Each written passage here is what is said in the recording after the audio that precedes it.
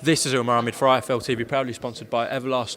Huge night for Dazn on Saturday at the Garden. I'm joined by Joe Markowski. It's been a while, Joe. How are you? I'm good, mate. How are you? Yeah, good, thank you. Always good to be in New York. Obviously, accustomed to see you when I'm in New York. As I said, a huge show. You must be delighted to get a star like Ppv Lopez on the Dazn schedule.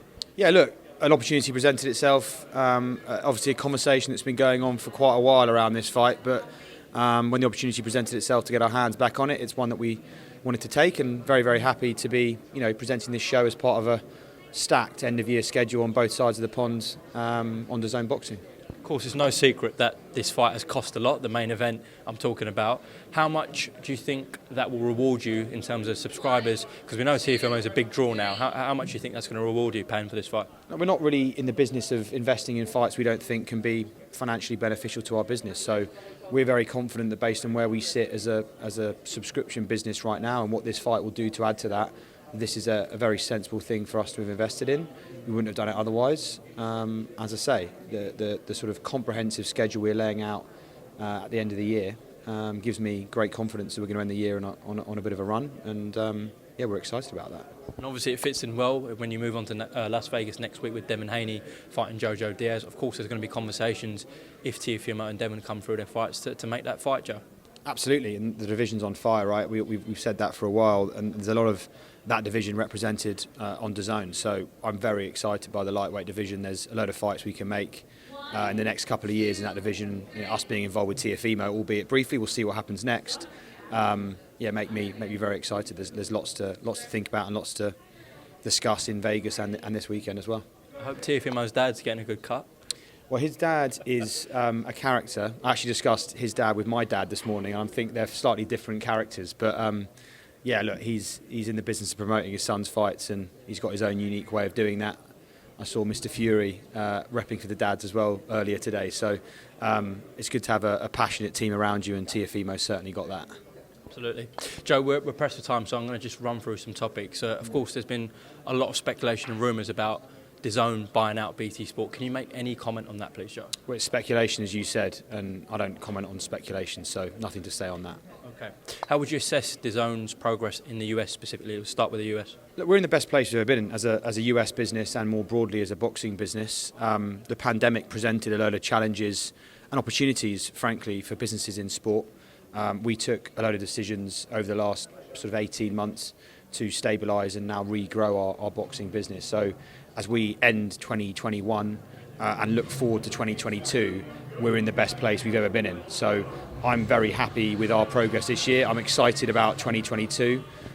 We're in planning meetings this week in our offices here and with our teams in London too, that give myself and the board above me great confidence to continue investing as we have done with this show. This is a show, remember, that we've gone out of our way to get. We didn't have to take this show. It was originally a purse bid, which we were competitive in, and then it came back to market and we took it. We didn't have to do that.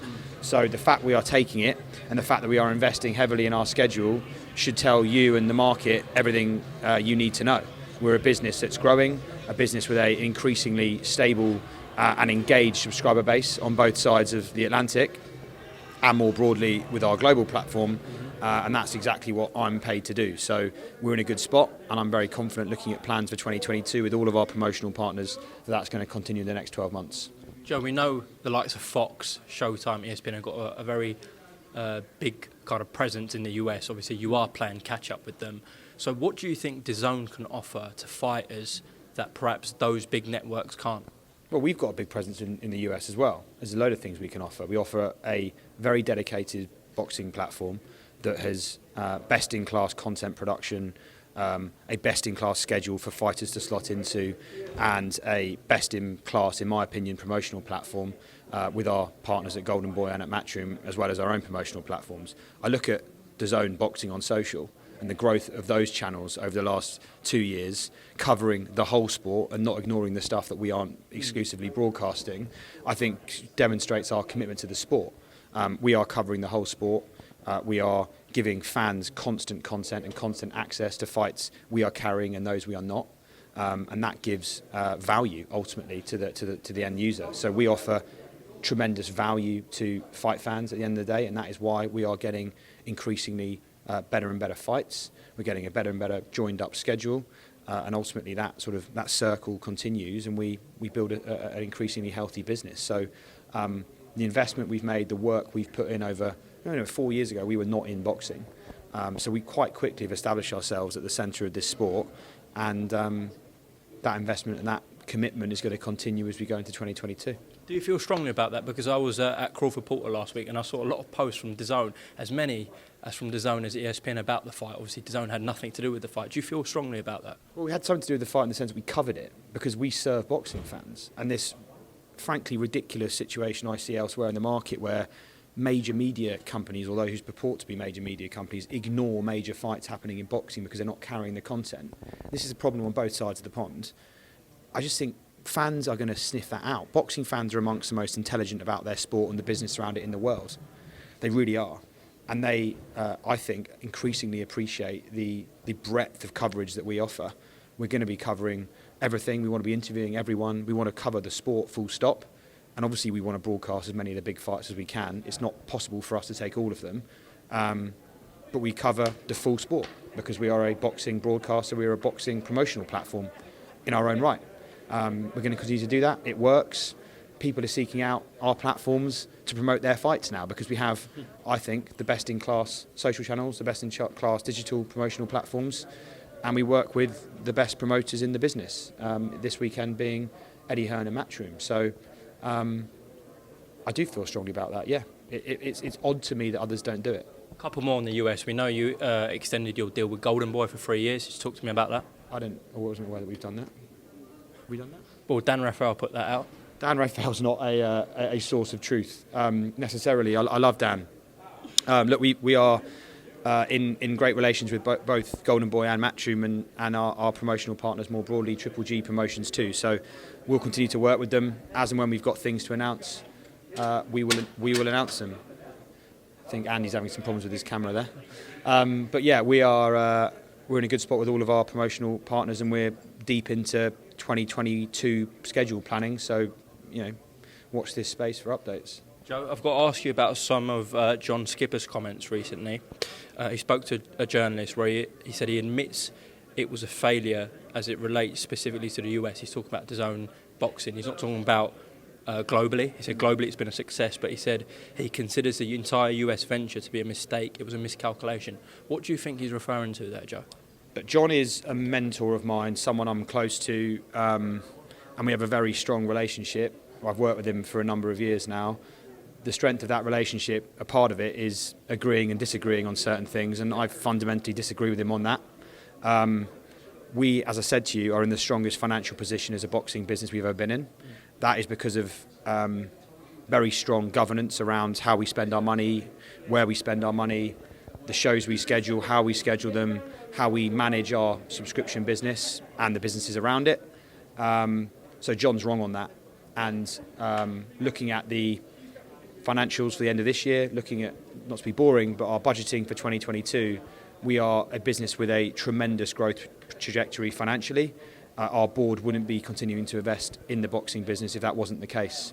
There are plenty of opportunities for everyone in the sport to exit quietly during COVID and have the convenient excuse of COVID to do so. We didn't do that. We doubled down because we saw the trajectory of the business. So love John to pieces, but that is a mistake and he's wrong on that. Okay, let's close off on the UK. So, of course, the price point moved to £7.99. How do you think that's gone down in the UK, and what have you made of the shows in general so far? The UK, I think, is a business that has got tremendous potential.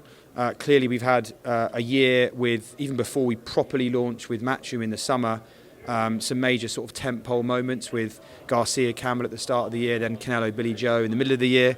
We've seen huge engagement from the base of customers that we brought in around Canelo Billy Joe with the new content. We are very happy with Matchroom. They are, in my opinion, it's not really questionable, they're the best boxing promoters in the UK. We've had some bad luck with Dillian White being injured at the end of the year. That was a major sort of central point of our year-end schedule. We'll get him back out as soon as we can. Again, a business on the up. The engagement is amongst the highest we've got in the business. So in terms of how often our users are using the platform, how often they're using the content. They're very vocal, UK boxing fans on Twitter. They're going to say what they think, and that's one of the reasons we love them. I like to think they recognise the UK boxing public that we are listening. I like to think they are seeing their feedback when it is amongst a decent potential. They're not the random comments on their own, but when there is a trend emerging from that conversation, we are reacting to that. I think our talent team and how we're using our talent in particular is reflective of that, and we are definitely open for feedback. I look at that as a business that's very young and has got huge potential, and something that we're going to continue to invest in going into 2022. I'm looking forward to getting back for Parker Chisora at the end of the year. As I say, not to repeat it, but as part of a pretty blockbuster schedule on both sides of the pond. So I'm excited about the UK as much as I am the US. We know Joshua's defeat to Alexander Usyk was his last fight with Sky contractually. Don't know if he's going to renew, but he's a free agent. So there must be conversations going on, Joe, to get him on board. Of course there can be conversations, and we're very early in that process, I think. AJ took some time for holiday and various other bits after that fight. We're going to be involved in those conversations, and they are starting to happen. He's got options, AJ. He's built a tremendous business for himself and around himself over the last decade, and others are going to be interested in working with him too. We obviously have a great relationship with his promotional partner. We'll be involved in those conversations, and as and when we are, I'm sure you'll hear about it, but there's nothing really to report yet on that. Okay. Really appreciate your time. Last question, Joe. There was a survey sent out to Dazn subscribers. You know what I'm going to ask about, perhaps introducing a pay-per-view functionality. That obviously, mixed with Eddie Hearn's comments before about pay-per-views dying, didn't go down well, if I'm being honest. So do you want to just make a comment on that, please? Every business does research. I think the best example of UK boxing fans being vocal is that most groups of consumers don't react to research in the way that the UK boxing fans did. Look, we are going to research always how we can grow our business and how we can engage with consumers. Given the fights that are available to us in the market, and possibly available to us in the market, Teofimo's walking in. Just let him go through.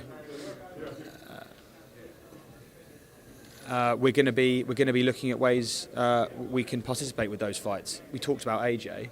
If AJ is available in the market, he's a pay-per-view fighter in the UK. And that is something that's been established long before our entry into the UK. So if we want to participate in conversations for those kind of fights, we're going to need pay-per-view functionality.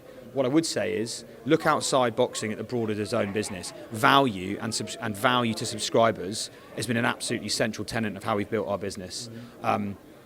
We are going to continue as sports fans to maintain the principles we've built the business on, which are value to subscribers. We're going to deliver value constantly. We've done that in the US. Look at our price point versus everyone else in the market.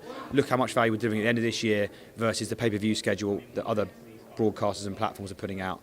We are committed to that, and I'm happy to have a conversation any day of the week with anyone about value for subscribers in the sport of boxing, because we are a country mile ahead of everyone else, and that's going to continue. Joe, really appreciate your time on IFL TV. Best of luck with the show on Saturday night, okay? Good to see you, mate. Thanks, Joe. What's up, man?